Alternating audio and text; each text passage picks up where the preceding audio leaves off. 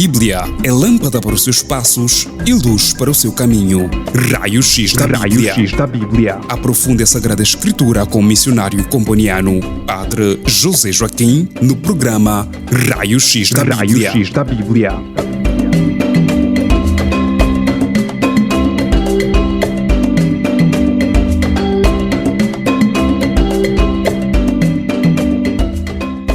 Estimados ouvintes, sejam bem-vindos a mais um programa de estudo bíblico Raio-X da Bíblia. Vamos começar, como de costume, com uma oração. Em nome do Pai, do Filho e do Espírito Santo. Amém.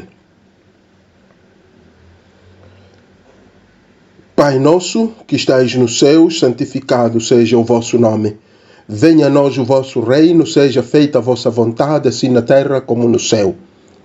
O pão nosso de cada dia nos dai hoje, perdoai-nos as nossas ofensas, assim como nós perdoamos a quem nos tem ofendido, e não nos deixeis cair em tentação, mas livrai-nos do mal. Amém.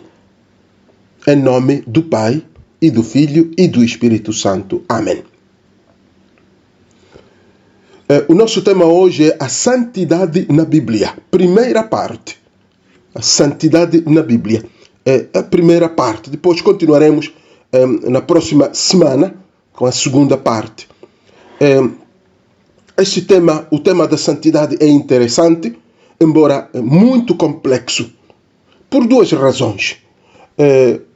Primeiro, porque o conceito de santidade na Bíblia varia segundo as circunstâncias e os contextos dos autores sagrados. Segundo a circunstância e o contexto do autor sagrado, se é o autor do Gênesis, se é o autor do Êxodo, o autor de Mateus, o autor da carta aos Romanos, segundo as circunstâncias e o contexto em que viveu, varia o conceito de santidade. Quer dizer, a pergunta, o que é a santidade na Bíblia? A resposta para esta pergunta depende do livro bíblico ou depende do autor bíblico, e disso também podemos deduzir que depende do contexto em que o autor viveu. E estas variações são muito constantes na Bíblia, partindo do Antigo Testamento ao Novo Testamento. O conceito ou a definição de santidade varia, não é a mesma no Antigo Testamento, no Novo Testamento, mas também varia dentro do mesmo Testamento. Quer dizer, se formos a olhar para só o Antigo Testamento, há diferença de como se trata o tema da santidade entre os livros Gênesis, Jeremias, outros livros, Levítico. Então, há diferença dentro do Antigo Testamento, também há diferença na definição da santidade. O que é a santidade? O que é ser santo? Também no Novo Testamento há diferença. Nos livros do Novo Testamento também aí há muitas, digamos, há muitos conceitos, há muitas maneiras de entender, definir a santidade. E até, eu diria, dentro do mesmo livro, não só de um livro ao outro, mas dentro do mesmo livro podemos encontrar diferentes conceitos de santidade. Se colhemos, por exemplo, se tomamos, por exemplo, o livro, o livro de Mateus. O que é a santidade em Mateus? Aí não podemos encontrar uma só definição. Então, também dentro do mesmo livro, há também aí vários conceitos de santidade. Por isso é que este tema é complexo.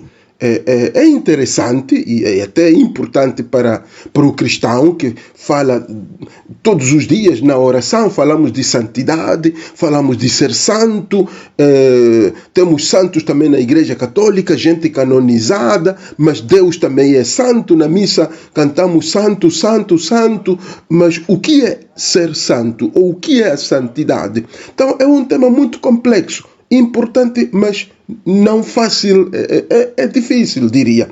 É também complexo porque o tema da santidade não é exclusiva à Bíblia.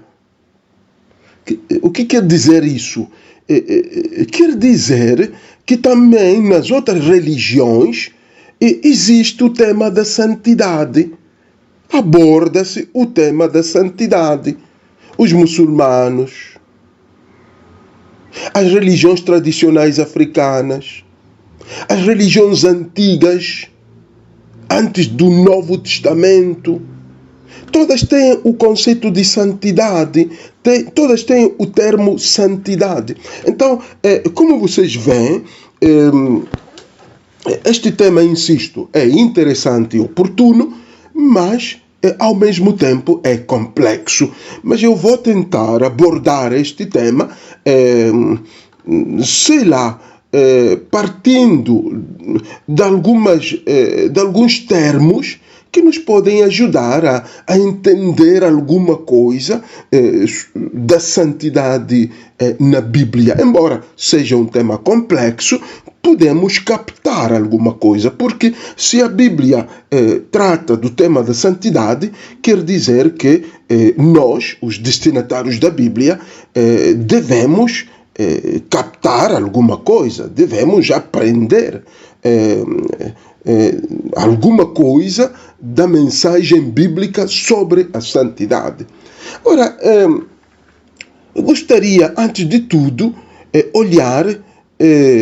que olhássemos para a etimologia, quer dizer, a origem da palavra, não é? A origem da palavra santo, santidade, santo, na Bíblia.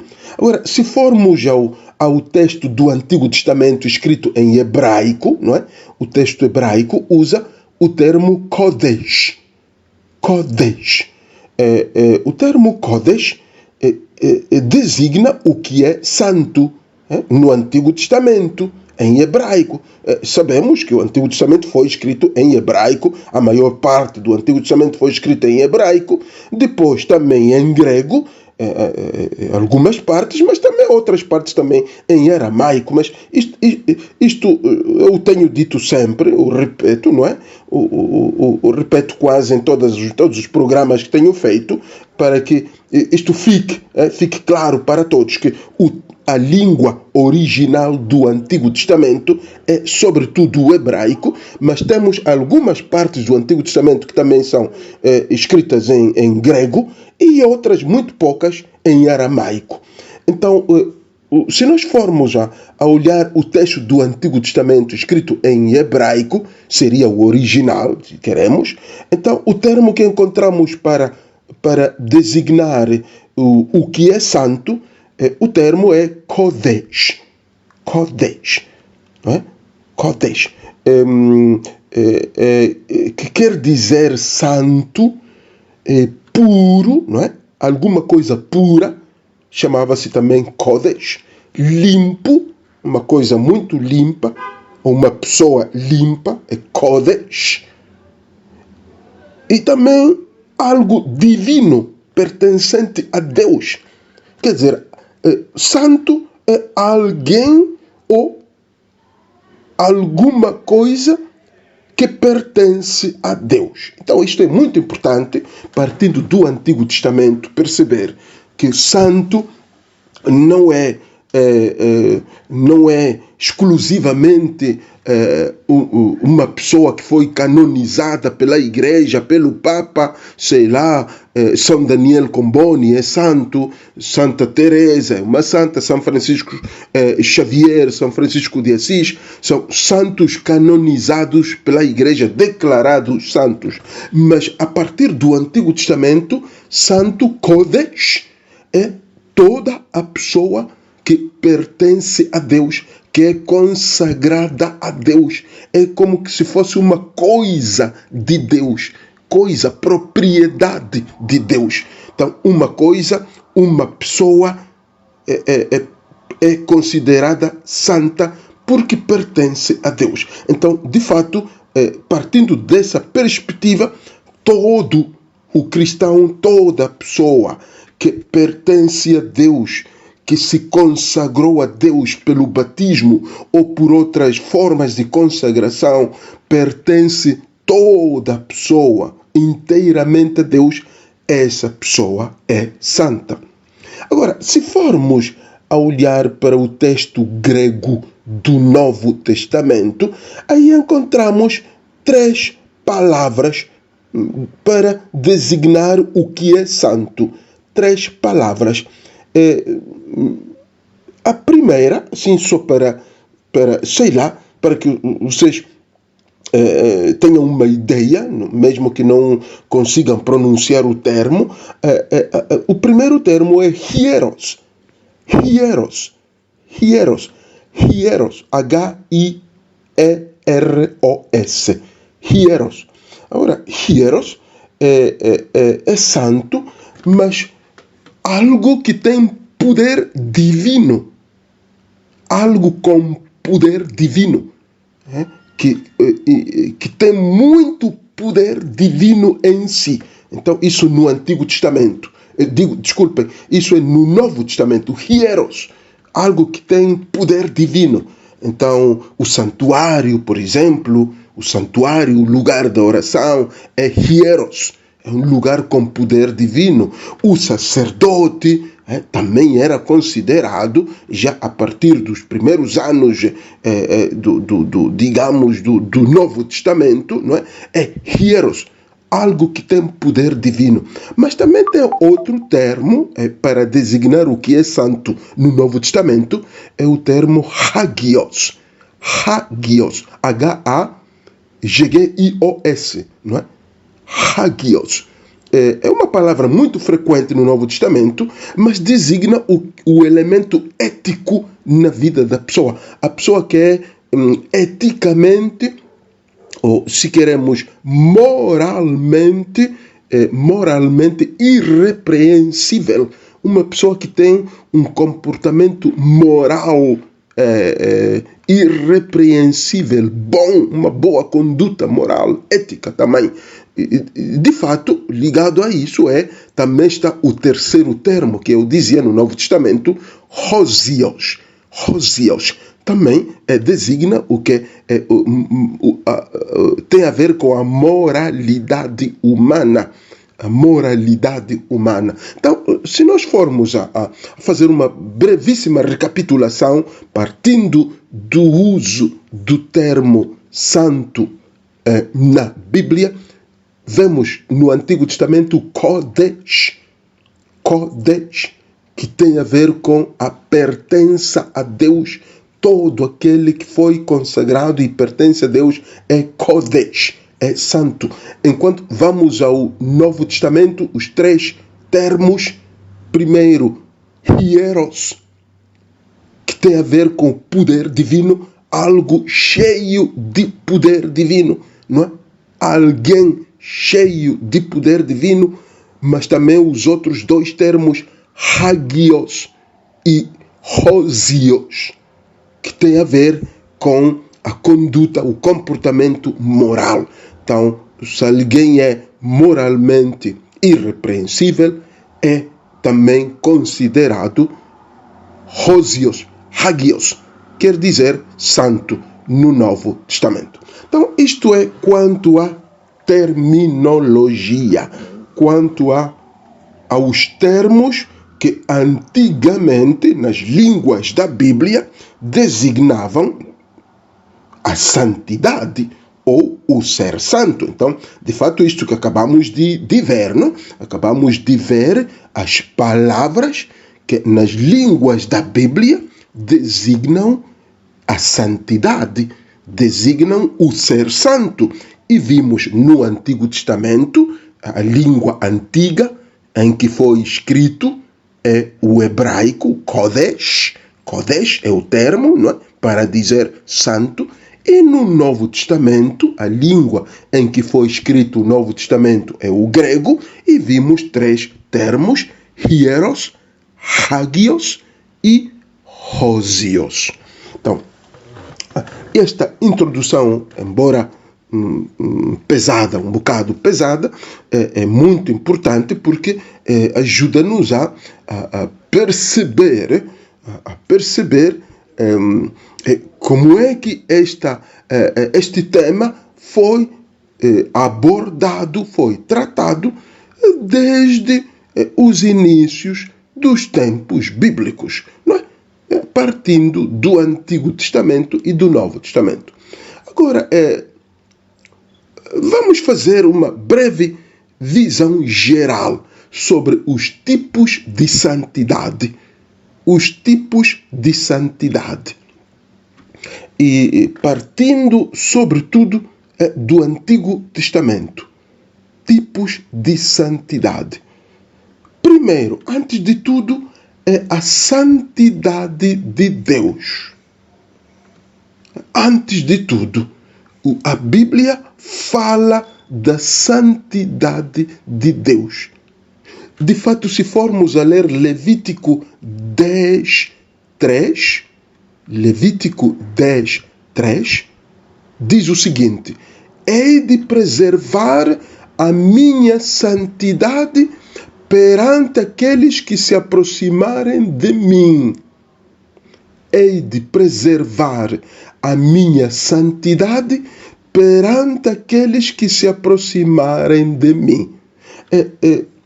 A santidade de Deus é apresentada como modelo de santidade para o povo de Deus.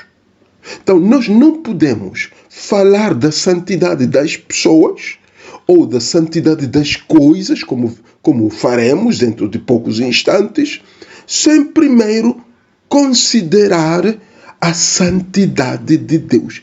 Deus santo, Deus é santo. A santidade pertence a Deus, e as pessoas, as coisas, os tempos, os lugares partilham da santidade de Deus.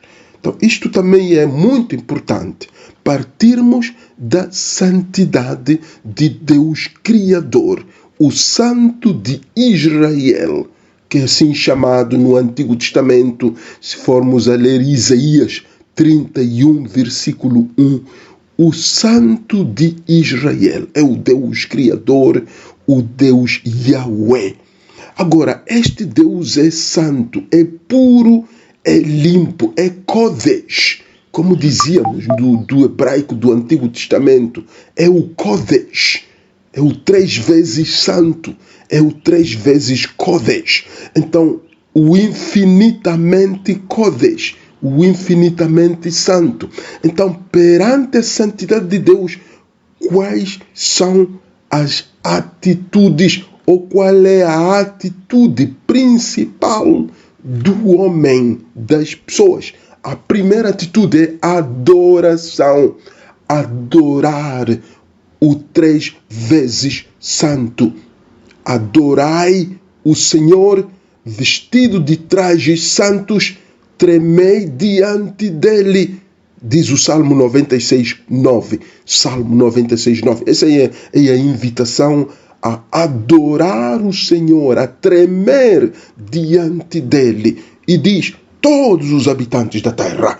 Então, esta é a primeira atitude que a Bíblia recomenda perante o santo. O santo, com S maiúscula, quer dizer Deus Criador, Yahweh. Então, a primeira atitude do homem é adorar. De fato, isto é particularmente importante para aqueles que não adoram a Deus, aqueles que não têm tempo para Deus, aqueles que se perdem em muitos afazeres na vida, não têm tempo para adorar o 3 vezes santo, mas a atitude que a Bíblia recomenda perante a santidade de Deus é a adoração, e, se possível, a adoração de joelhos, a adoração prostrados, A adoração é um momento de adoração reservado a Deus. E quando falo de adoração, sobretudo para os católicos, não me refiro só à adoração ao Santíssimo Sacramento, aquela adoração das quintas-feiras. Não. Eu refiro-me à oração com toda a alma, com todas as forças e com toda a mente. Essa é que é a adoração a Deus 3 vezes Santo. E depois esta adoração, a outra atitude é a obediência aos mandamentos de Deus. Então, perante o 3 vezes Santo, primeira atitude, adorá-lo. Segunda atitude, obedecer os seus mandamentos. Então, ninguém pode dissociar, não é possível dissociar estas duas atitudes. Vão sempre juntas. Adorar e fazer o que Deus manda. Adorar e cumprir com os mandamentos de Deus. Então, são duas atitudes que demonstram que nós reconhecemos a santidade de Deus, que nós reconhecemos a santidade do 3 vezes Santo, o Deus Yahweh. Irmãos, convido-vos a uma breve pausa e voltamos dentro de instantes com o nosso tema da santidade na Bíblia. Primeira parte.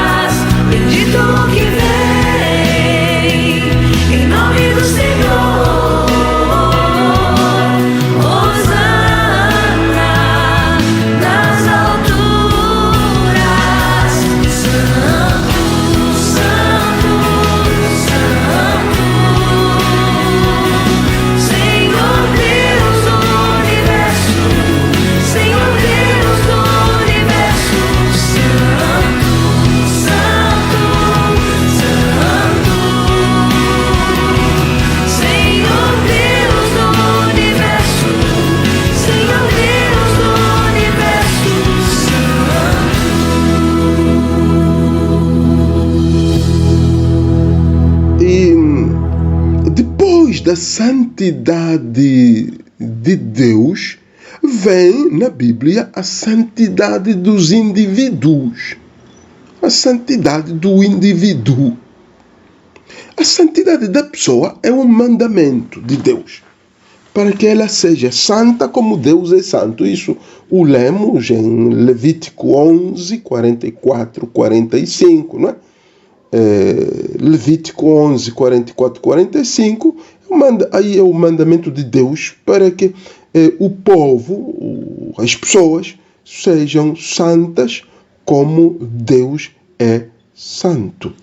Agora, como pode o indivíduo ser santo como Deus é santo? Então, aqui também temos dois pontos. Aqui também temos 2 pontos. O que se enfatiza? Primeiro, ritos sagrados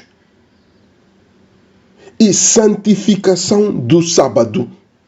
É muito importante no Novo Testamento, é muito importante no Antigo Testamento,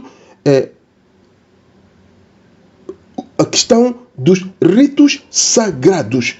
Celebrar ritos sagrados e santificar o dia reservado para Deus, o sábado. Então, não é não é uma coisa secundária. No Antigo Testamento, as celebrações de ritos sagrados fazia parte do caminho de santidade. Fazia parte. Celebrar. Para nós, é claro, se queremos aplicar também a nossa vida de cristãos hoje, os ritos sagrados, a missa, os sacramentos, os cultos, faz parte do processo de santificação do indivíduo. A própria santificação do sábado no Antigo Testamento, que para nós no Novo Testamento seria o domingo, não é? Faz parte da santificação do indivíduo. Então é muito importante, partindo do Antigo Testamento, realçar a necessidade de realizar ritos sagrados como parte do processo da minha santificação. Então eu não posso desprezar a missa, não posso desprezar as celebrações de batismo, de casamento e outros ritos sagrados e dizer que pronto, eu vou ser santo simplesmente adorando. Não. É importantíssimo todo o processo que me leva à santidade e, sobretudo, a manter, a preservar a santidade. Então, é importante, não é? Celebrar ritos sagrados. E depois, é importante santificar o dia reservado para Deus. Para o Antigo Testamento, o sábado, para nós, o domingo. Então, aqui também desencorajaria a atitude daqueles irmãos que nunca vão à missa, nunca vão à igreja, trabalham e só pensam em fazer dinheiro aos domingos, só vão abrir as suas lojas, as suas barracas, a vender cerveja para ganhar dinheiro, a fazer negócios, e não se lembra, ou vão só a machamba, a produzir, a semear, esquecendo-se que é domingo, o dia do Senhor. Então, esta atitude é desencorajada, é reprovada pelo Antigo Testamento. Porque se nós continuarmos a desprezar o dia santo, nunca chegaremos a ser santos. Porque faz parte do processo de santificação esse escutar a palavra de Deus como comunidade ao domingo, esse todos juntos caminharmos como comunidade para Deus. Então é importantíssimo isso, faz parte, não podemos desprezar. É também no Antigo Testamento importante, além dos ritos sagrados, a santificação do sábado, é importante para poder preservar a santidade em mim, ou até para poder ser santo como Deus é santo. É importante também,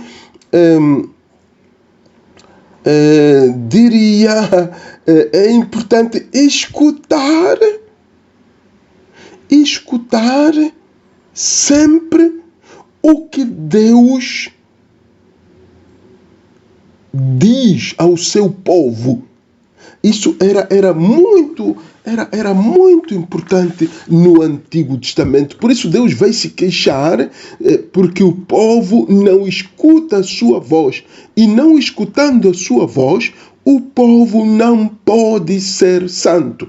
Então, essa é outra atitude, a escuta da voz de Deus.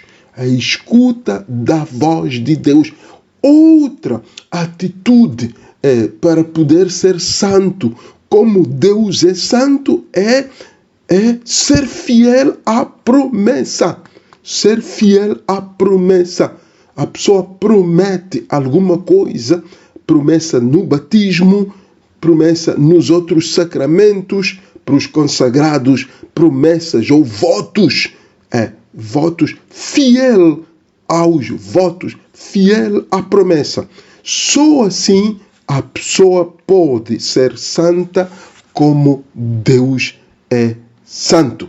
Então, estes são 3 pontos, olhando para a santidade do indivíduo e dizendo que o indivíduo é chamado a ser santo como Deus é santo, e demos um exemplo, eu dei o exemplo de 3 casos, não é?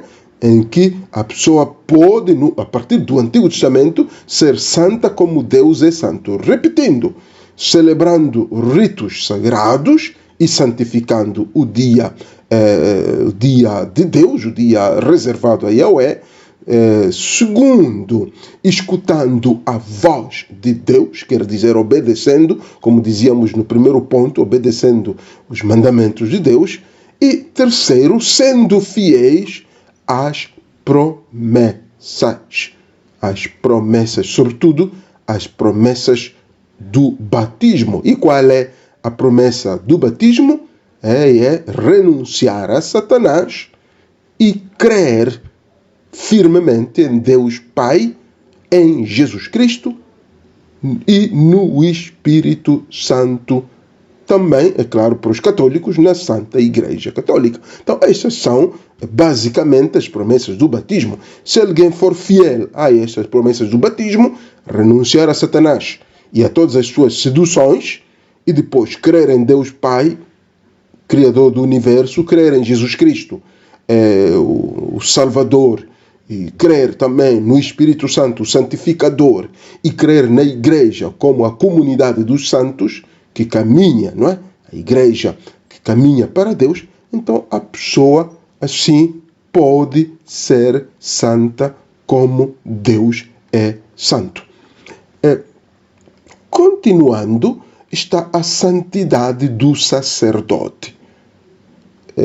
Vimos a santidade de Deus, a santidade do indivíduo, depois a santidade do sacerdote. A santidade do sacerdote é de natureza distinta da santidade das outras pessoas.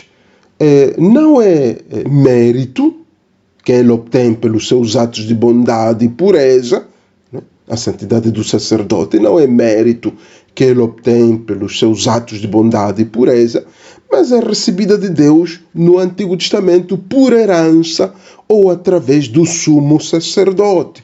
E existe já no Antigo Testamento o rito de consagração sacerdotal, onde se santifica o sacerdote. Em Êxodo 28, 41 ou Êxodo 29, 1. Né? Agora, o sacerdote é, sobretudo, santificado pela unção com o óleo e também com a unção, pela unção com o sangue do altar. O que é o sangue do altar no Antigo Testamento? Era o sangue dos animais que eram sacrificados. Então, o sumo sacerdote, para consagrar o sacerdote, o novo sacerdote, então aspergia, não é? Aspergia com o sangue dos animais e ungia o sacerdote com o óleo santo. Então, a pessoa tornava-se sacerdote e era considerada santa. E também o mesmo fazia-se para as vestes dos sacerdotes, as batinas ou as túnicas. Naquele tempo eram túnicas. As túnicas dos sacerdotes também eram também ungidas ou com óleo, mas sobretudo com o sangue do altar. Um bocado, não é? É claro que manchavam um bocado, mas depois lavavam. Então era a santidade do sacerdote. Agora, por que o sacerdote era santificado? Por causa dos ritos que ele deveria realizar. O rito deveria ser santo. Então, já que digamos, o rito era santo, então para poder realizar o rito, a cerimônia com o povo de Deus, então o sacerdote também deveria ser santo. Ora, isto é ainda importante, não é? A santidade do sacerdote é ainda importante, atual para nós hoje. Eu também sou sacerdote, cada dia sinto-me desafiado a preservar-me na santidade, porque o rito que celebro, neste caso a Eucaristia, é um rito santo, não é? E se cometo pecado, então eu sou convidado a arrepender-me, a confessar-me, para poder celebrar um rito santo, um rito que é a favor do povo de Deus. Então, eu também não posso subestimar a santidade do rito que celebro. E ligada à santidade do sacerdote está também a santidade do povo. Então, ambos, sacerdote e povo, ambos oferecem ou oferecemos um sacrifício santo a Deus. Então, é muito importante aqui também a santidade do povo de Deus, a santidade do indivíduo, para que o sacrifício que oferecemos, nós os dois, o sacerdote e vós, povo de Deus, seja aceite. Isto é mesmo partindo do Antigo Testamento, é uma riqueza teológica que nós herdamos do Antigo Testamento. Nós, os cristãos, sobretudo os católicos, que mantemos estas celebrações rituais, não só de Semana Santa, de domingo, de liturgia muito importante sobre a santidade. Então, este desafio que este programa, ou este tema hoje, nos coloca é mesmo sermos santos, o padre, o sacerdote e também o povo de Deus, porque todos celebramos a Eucaristia, todos celebramos a liturgia. Então nós nos aproximamos, não é? Nos aproximamos à celebração da missa com um coração, não digo puro, perfeito, mas pelo menos com essa vontade de sermos santificados, de sermos purificados. E por isso que, de fato, a liturgia coloca já no início da missa um momento de perdão, não é? Senhor, tende piedade de nós. Cristo, tende piedade de nós. Senhor, tende piedade de nós. Cantamos ou recitamos no início da missa, mesmo para isso, para que sejamos purificados do pecado que trazemos e possamos ser santos, limpos, e assim oferecermos um sacrifício agradável a Deus. Então, como vocês veem, eu dizia que o tema é complexo, mas tem alguns aspectos que nos ajudam também para a nossa vida. Temos, depois, a santidade do sacerdote e a santidade do povo, temos no Antigo Testamento a santidade do profeta. Aquele que é chamado a transmitir a mensagem deve ser santo. A santidade do profeta.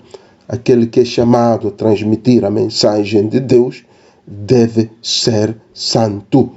Então, o sacerdote é aquele que oferece o sacrifício. No Antigo Testamento, o sacerdote não é profeta. E o profeta não é sacerdote. Eram duas pessoas diferentes. Agora nós, na igreja, o sacerdote, o padre, é chamado a ser profeta. Então, na mesma pessoa, encontramos as duas, se queremos, as duas tarefas, não é? Por causa de Jesus, que é rei, sacerdote e profeta. O mesmo Jesus é rei, sacerdote e profeta. Então também o padre é sacerdote e é profeta. O cristão também, pelo batismo, é sacerdote e profeta. Mas no Antigo Testamento, não, as duas coisas digamos, não se encontravam na mesma pessoa. Uma coisa era o sacerdócio, a outra coisa era a profecia, o profeta. Então, por isso é que estamos a ver aqui o tema da santidade do profeta. Profeta, aquele que é chamado a transmitir a mensagem, aquele que é porta-voz. Profeta quer dizer porta-voz de Deus. Em palavras muito simples, não é? Profeta é porta-voz de Deus, Yahweh. Então, o porta-voz de Deus, o porta-voz de Yahweh, deve ser santo. De fato, o profeta Eliseu, né? O profeta Eliseu foi identificado como o santo homem de Deus. No segundo livro dos Reis 4:9, é um profeta, não? O santo homem de Deus, para dizer que o profeta deve ser santo. Segundo livro dos Reis 4:9, Ish Elohim Kadosh, não? Kadosh, dissemos na introdução, Kadosh, lembram-se, quer dizer santo, não?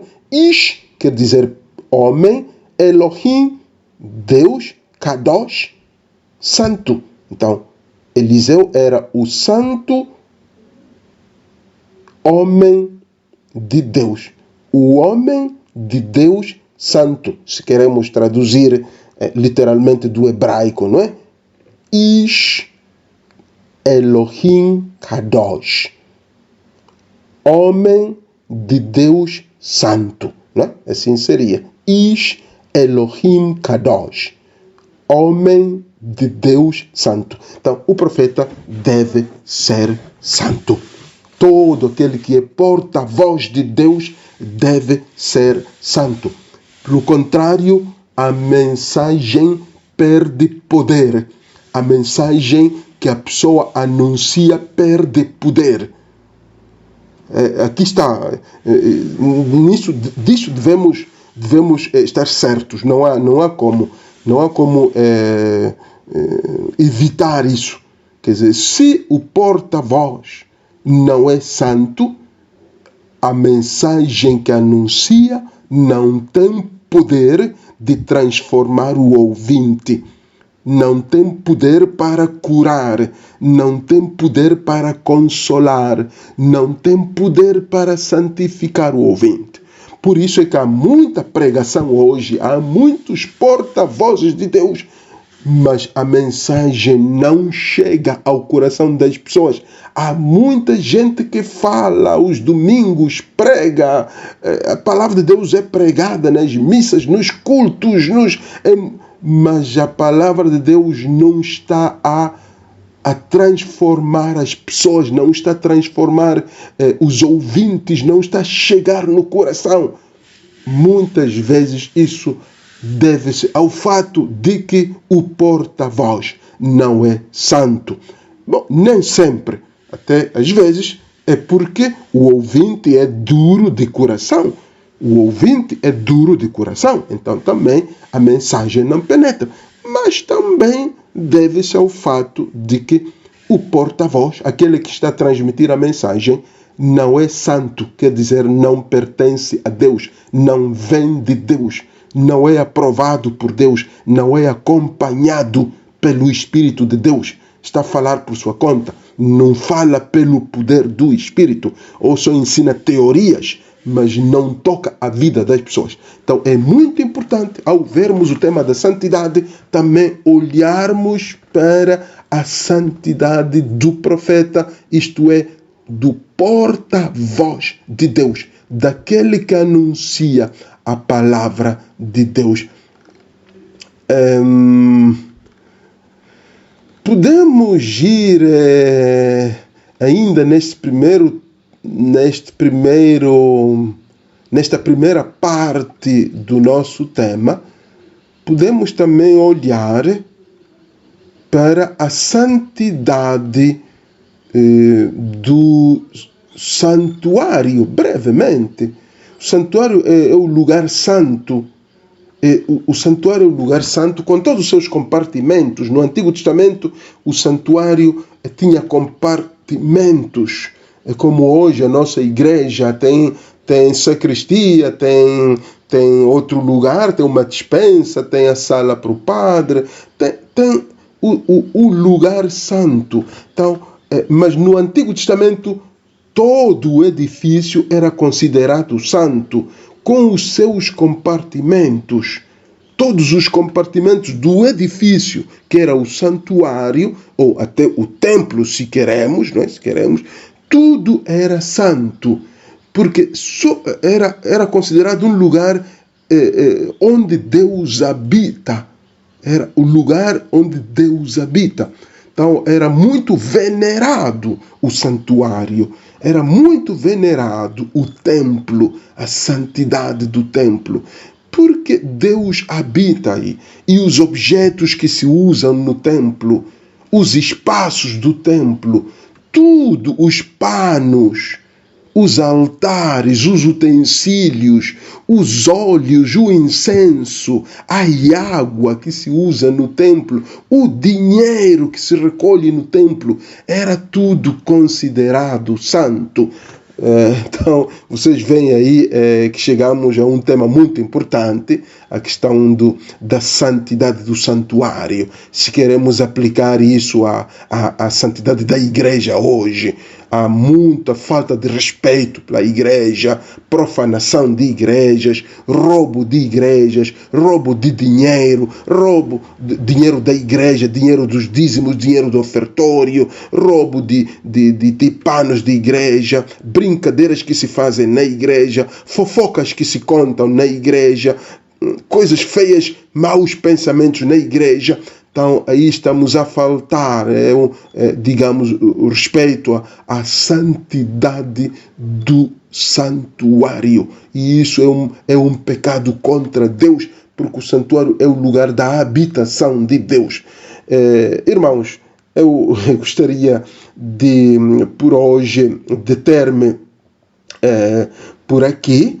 Eu penso que estes pontos são muito importantes para a nossa reflexão, são suficientes para hoje. Vamos retomar para a semana com a segunda parte do nosso tema, que é a santidade na Bíblia, para aprofundarmos. Tornarei um bocado ainda a santidade, retomarei a santidade do santuário, não é? Que hoje foi uma pequena introdução agora no fim. Vamos abordar também a questão da santidade da terra, a santidade dos tempos, não é? E depois continuamos a ver a evolução deste termo já para o Novo Testamento, não é? O termo da santidade, que é muito importante. Então, irmãos, eu agradeço-vos, não é, pela atenção, não é, dispensada, e invoco a bênção de Deus para cada um de vós. Deus que é Pai, Filho e Espírito Santo. Amém. Então, que todos sejamos santos como Deus é santo. Muito obrigado. Até a próxima.